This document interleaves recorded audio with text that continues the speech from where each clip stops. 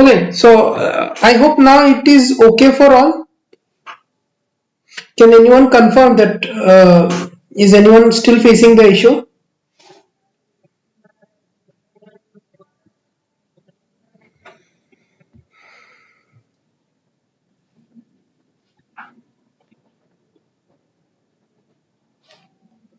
Can anyone confirm is someone still facing the issue?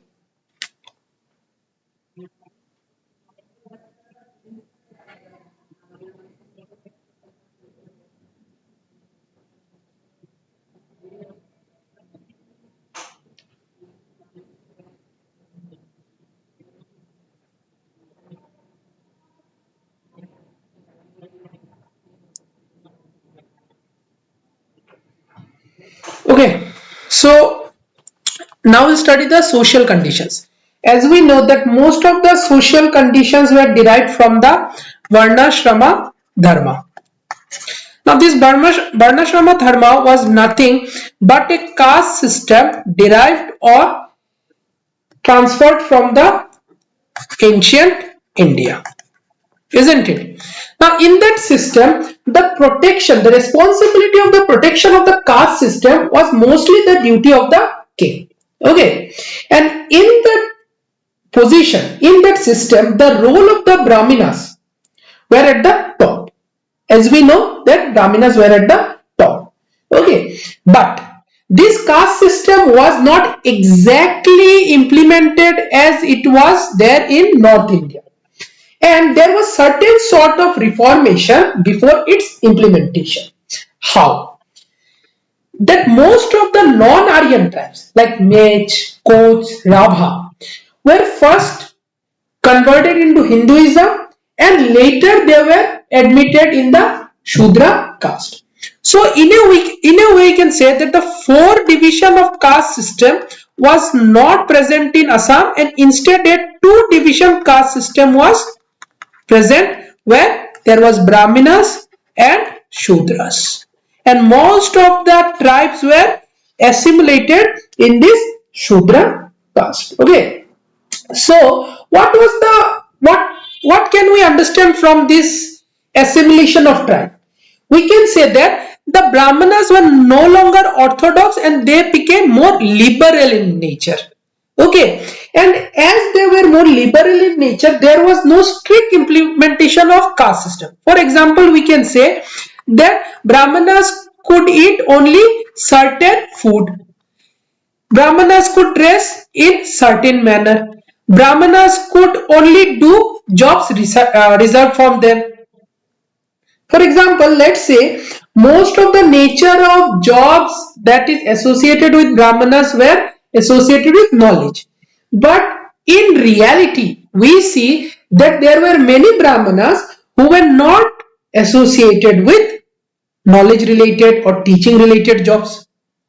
So we can say that there was lack of strictness in the caste system. There was no strict formula followed by the caste system.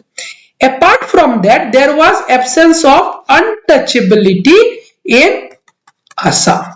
Okay. Now, due to the assimilation of tribal culture, tribal in the caste system, we see that there was significant influence on social custom, dress, food, habits on the people of Assam. Okay. So this was the basis of social system during ancient Assam. Now, the food habits. The food habits, as we know that the primary food was rice. And as we say that the food habits were also not strict in nature, they were very liberal. Okay. Why liberal? Because the Brahmins in Assam were not very orthodox. Instead, they were liberals. Okay. Now, there were many traditional drinks such as homemade liquors such as known as rice beer. In local terms, we know as laupani. Apart from that, they have the habit of chewing betel nut. Also, there was a popular rice pudding which is known as payasa. So these were the dominant food habits of people living during ancient era. Okay. Next, we'll understand the clothing and ornament patterns. Okay, so most of the people, common man, used to wear paridhana, which is the similar modern day dhoti. Okay, apart from that, there was no upper garments used.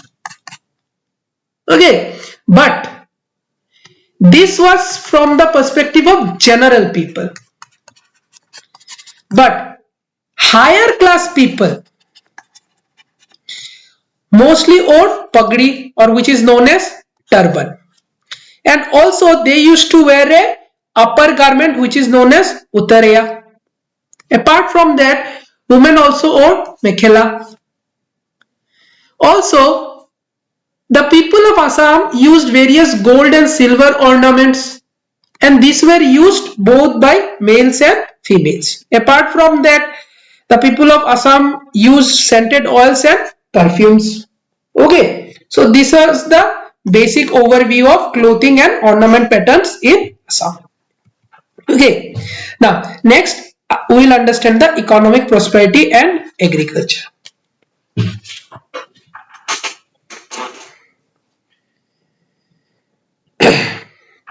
Next, as the nature of soil was alluvial. Why alluvial? Due to the flowing of Brahmaputra river. So it was very suitable for agriculture. Okay, and we have seen that there was many cultivation practices that were prevailing during ancient Assam. Also, during ancient Assam, we also find the practice of irrigation. Now, it is said that in northeast region, the practice of irrigation was mostly developed by Naga. And as we know, in Nagas, there were many tribes, and the name of the tribe which established this irrigation practice was Angami Nagas. Apart from that, we know the practice of June cultivation, which is also known as shifting cultivation. That was also prevalent during ancient Assam.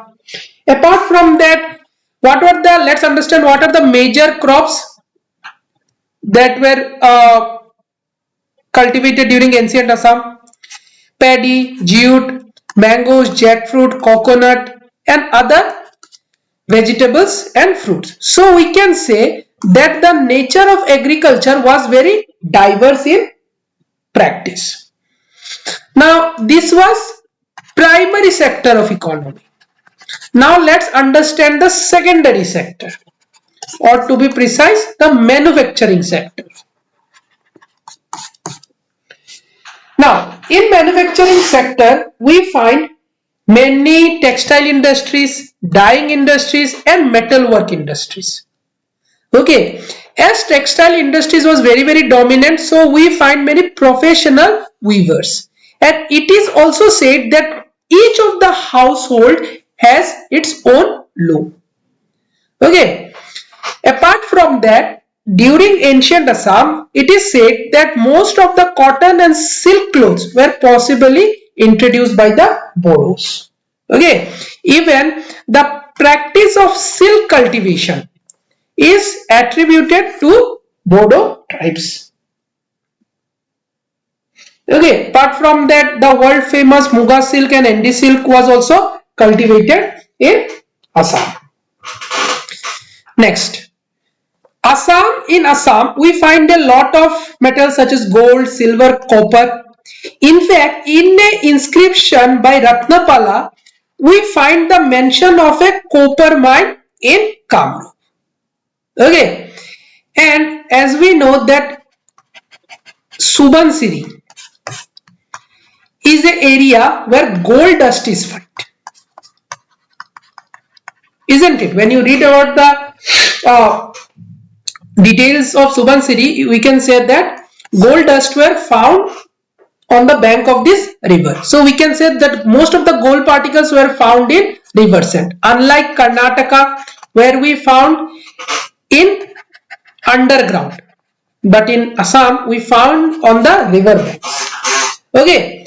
Now apart from that we find iron in hilly region, and it is also said that the Khasi tribes were known for their metal working skills. Okay. Now next, the development of trade and commerce. In ancient Assam, both internal and external commerce was very prevalent. Now what do you mean by internal commerce and external commerce? See, if it is happening inside the region, then it is known as internal commerce, and if it is happening outside the state or outside the region, then it is known as external commerce. For example, if we say that Guwahati and Sonitpur, the trade between Guwahati and Sonitpur is known as internal commerce, and if we say that the trade between Assam and Odisha, it is known as external commerce. Okay. Now, what was the nature of trade and commerce? It is said that there were more exports than imports. In present condition, our present nature of economy, there is more imports, but during ancient Assam, there were more exports. Also, we find very well connected streets, good roads between towns and with other countries also. Even as I have previously said that one of the port, Bengal port, Tamra Lipti, was under the dominance or under the control of a king. Can you tell me the king is associated with which dynasty? Can anyone tell me in the comment section that who was the king under this Bengal port was controlling?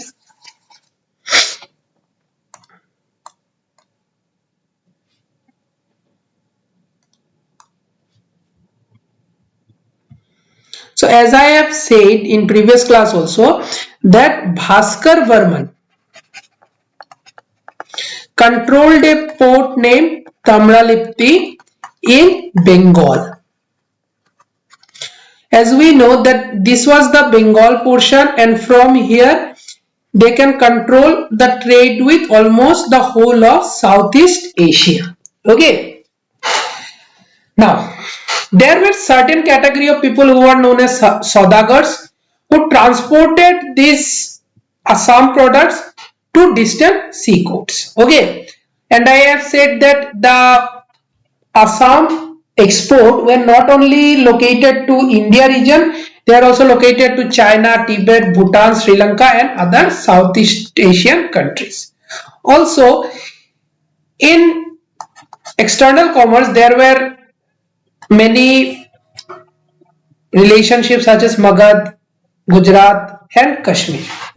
Now, the most of the exchange used during trade, for example, what is the nature of transaction that we do currently? That someone pay money and in return we give them goods. But at that point of time, there were mostly cowries, gold pieces. These were used for media of exchange. And apart from that, there was a barter system of exchange that was prevailing among the tribes. So we can say that two types of medium of exchange was there. The first medium of exchange was barter system and the other was mostly cowries or gold coins. Next, literature and education in ancient Assam. Now, as we know that the Pragjyotishpur Center is mostly known for its astrological studies. Okay. So people from various areas used to visit this part of the country to learn about astrology.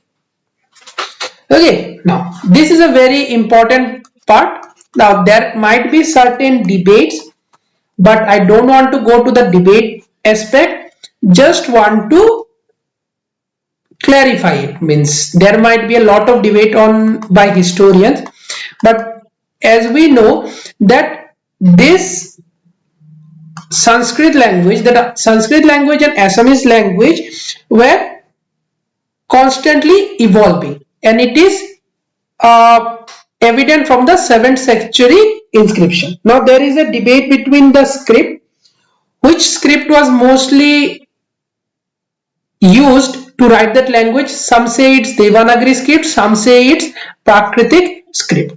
Now when you study ancient India, you will understand there was various script prevailing: Devanagari script, Brahmi script, Prakrit script. So some say Devanagari script contributed to the rise of Assamese language, and some say Prakrit script was used by people to write Assamese language. Okay. Now I have already taught the notable works of Sanskrit literature: Kalika Purana, Yogini Tantra, Haragauri Samavek. This all originated in ancient Assam. Okay. Now this Sanskrit literature mostly emerged during the Pala dynasty, such as Purandar Pala, Harsha Pala and Dharma Pala. They patronaged various Sanskrit scholars, and due to this patronage, the nature of Sanskrit literature rose during ancient Assam.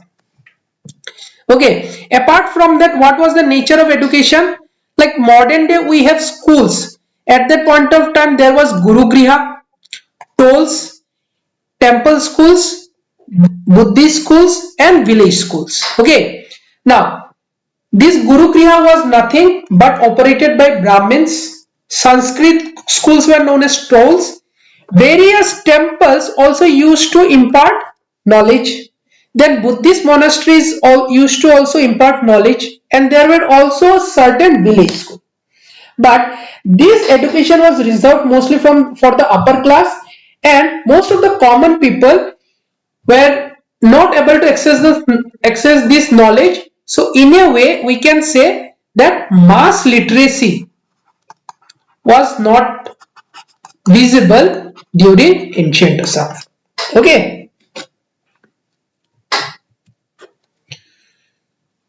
Now let's understand religion, nature of religion during ancient Assam.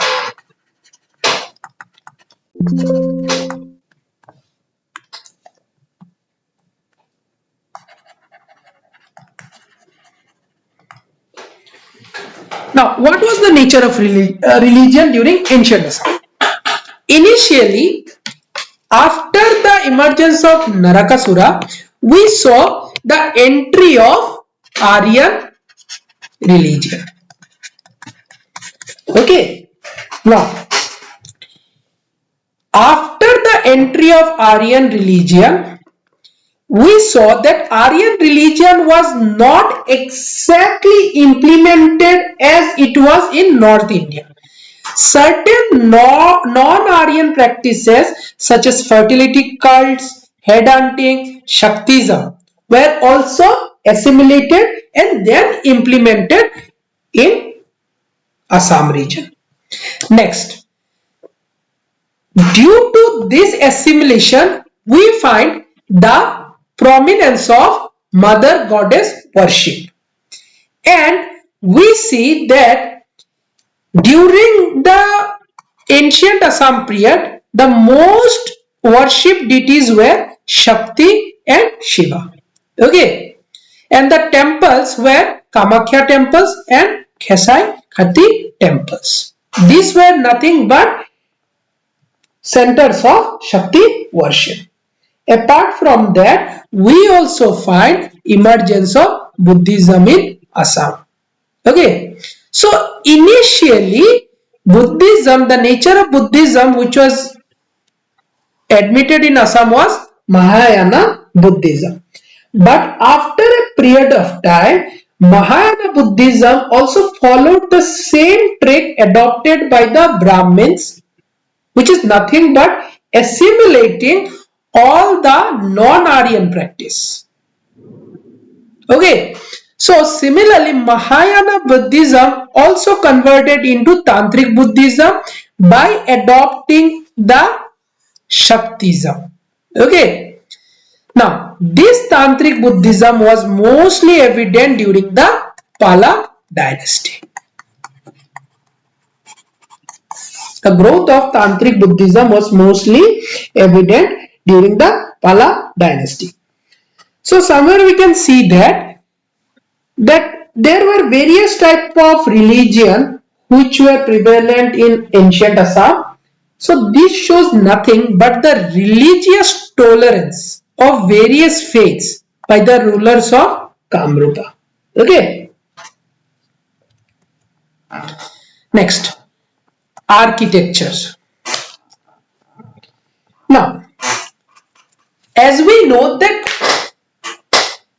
the nature of architecture was not that much dominating in ancient Assam. And if it was also dominating, most of the architecture have been destroyed. And most of them are in ruins. For example, Daparbotia, Bamuni ruins. Okay, Kamakhya was also in ruins, but it was later under the Koch king patronage, it was established and seen as seen today. Okay, so these are the some notable architectures during ancient Assam.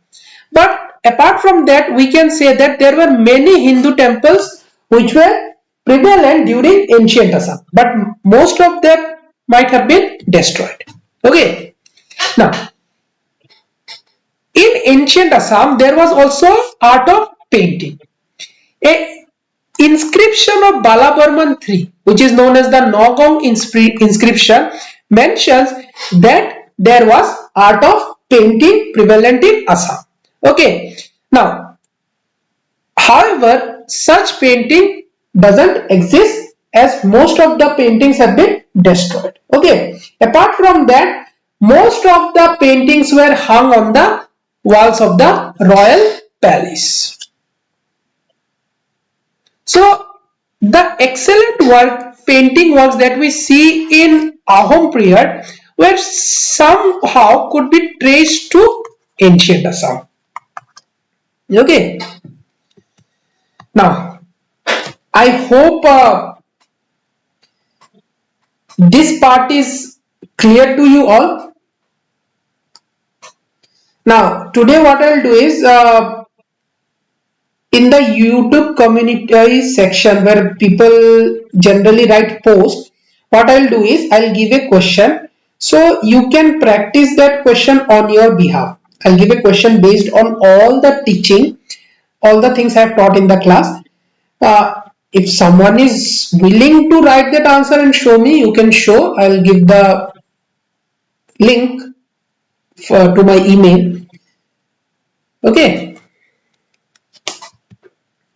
Next.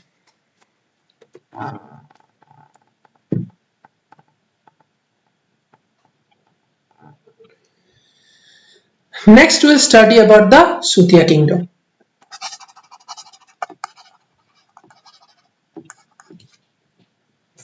Now let's understand first. So I will divide this map in 4 parts. This is the west part. Hold on.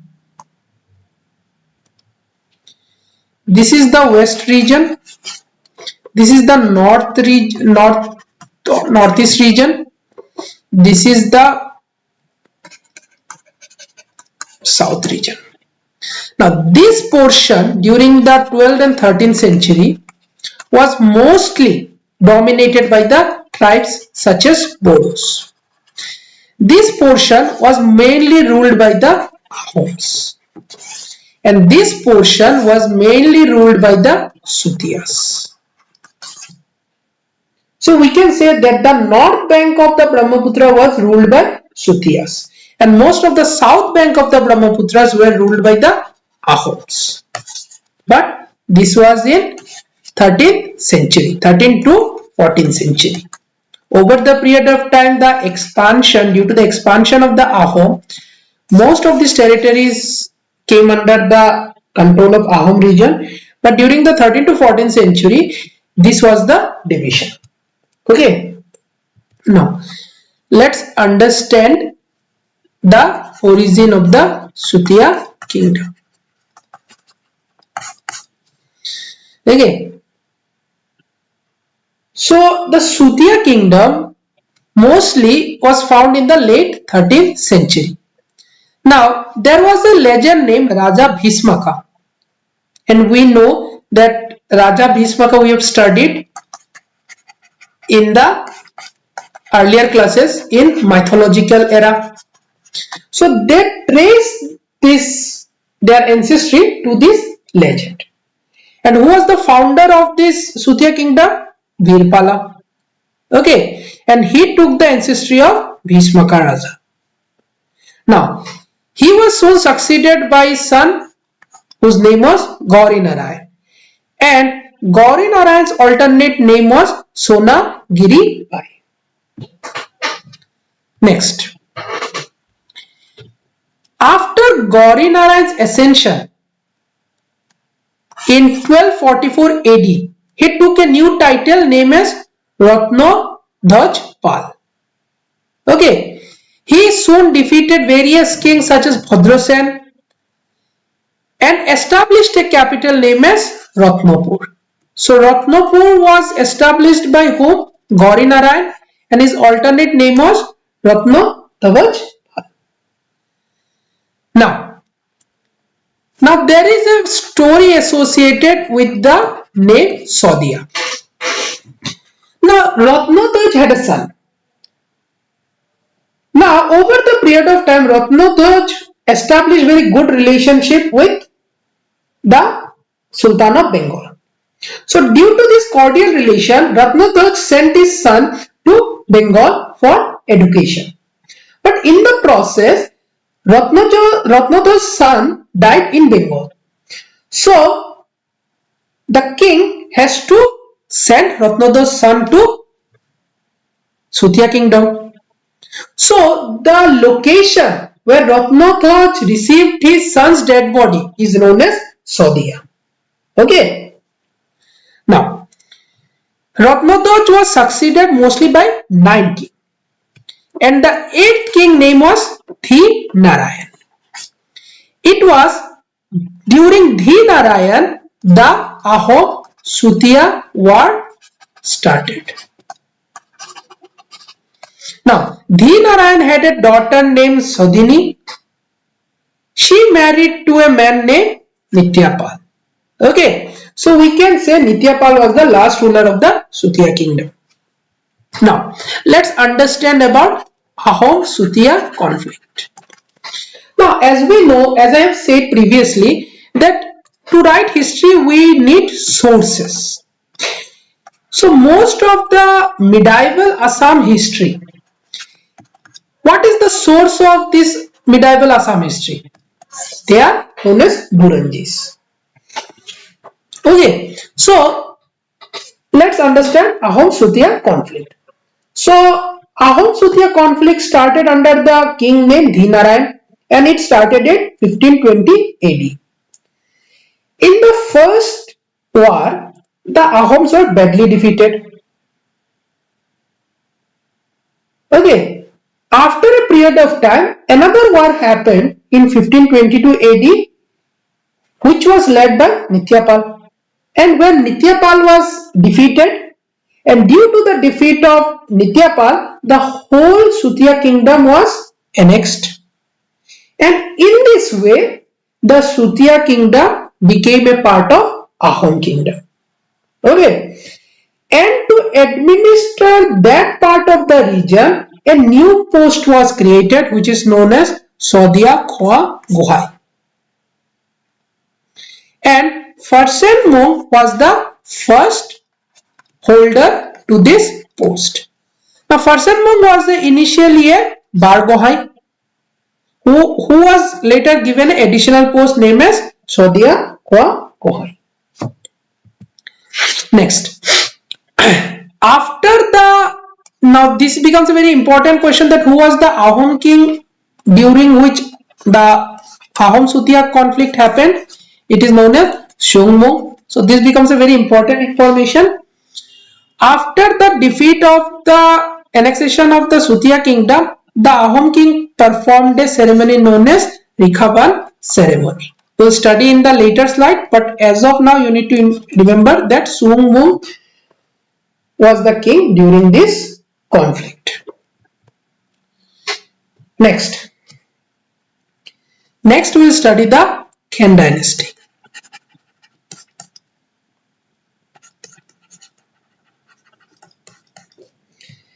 Now, the Khen dynasty, there is a lot of debate about the origin of Khen dynasty. As debate is not an important part of our preparation, so we can avoid that debate. But we need to understand that what was the territorial area over which Khen dynasty established their rule. As we know, the Kamatpur kingdom or the Kamata region, which is known as the modern day Gwalpara region, was mainly the territorial area of Khen dynasty.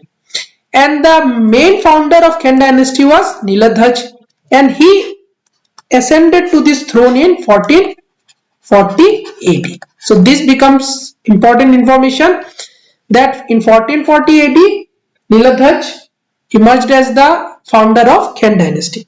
He was soon succeeded by Sokrodoj, was the son of Niladhaj. During Sokrodoj, another invasion happened during the reign of Sokrodoj, and the invasion was propagated mostly by Sultan Barbak. Now, Sultan Barbak was the Sultan of Bengal, and it was during the reign of Sokrodoj a temple named as Kamateshwari temple was also built. Okay. Now, Nilambar succeeded Sokrodoj, as Nilambar was the son of Sokrodoj. Now, during his time, he conquered various parts of North Bengal from the Bengal of Sultan of Bengal. But in this process, Hussein Shah of Bengal invaded Kamatpur and annexed Khen dynasty. And this led to the destruction of Kamatpur, and which also ended the Khen dynasty. Now, what is the main story behind Hussein Shah's invasion? There is also a controversy that Nilambar had a Brahmin minister who invited Hussein Shah to invade Kamata. Okay. Now, what happened is that after the invasion of Kamata, Nilambar fled to the hills to escape capture. Okay. After that, this Kamatapur region came under the rule of Sultan of Bengal. Okay. But after a brief period of time, their local people, the Bhuiya people, rebelled against this invasion and killed Hussein Shah's son. Okay, now what was the impact of this invasion? As a consequence, a lot of Muslim people started settling in Assam. And also an establishment of mosque happened, which is known as Po Mecca, and it was built by Ghiyasuddin Aulia, which is very, very famous to all the people of Assam. Okay, so today I'll end the session here today. So I'll post the question in the YouTube community. You can just refer it and practice on your own. And if someone wants to send the answer, I'll also post the email ID where you can send the answer. From next class, we'll start the Ahom kingdom, Koch kingdom and Kasari kingdom. Okay. So that's all for today. We'll meet again tomorrow. Okay. Till then, thank you.